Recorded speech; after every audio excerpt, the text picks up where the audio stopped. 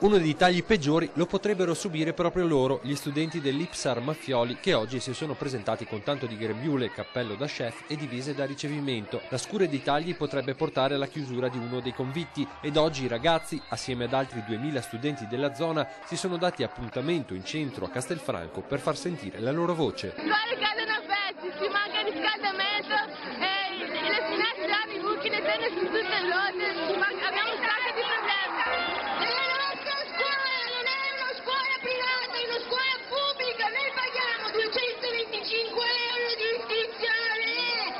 In circa 2000 oggi a Castelfranco hanno preso parte alla manifestazione contro i tagli, tra i sindacati presente solo la CGIL. Anche in questo caso molti professori si sono schierati fianco a fianco con i loro ragazzi. Gli studenti insieme con alcuni professori hanno organizzato tutto questo per dimostrare insomma che c'è unità, c'è voglia di combattere. A Vittorio Veneto 400 ragazzi riunitisi, una piazza un po' insolita per una manifestazione studentesca che però ha riscosso una buona affluenza. Tanti hanno scelto di andare a Treviso, a Venezia, comunque questa è stata la nostra prima volta qui a Vittorio Veneto. Speriamo si ripeta, speriamo che sia l'inizio di un lungo cammino.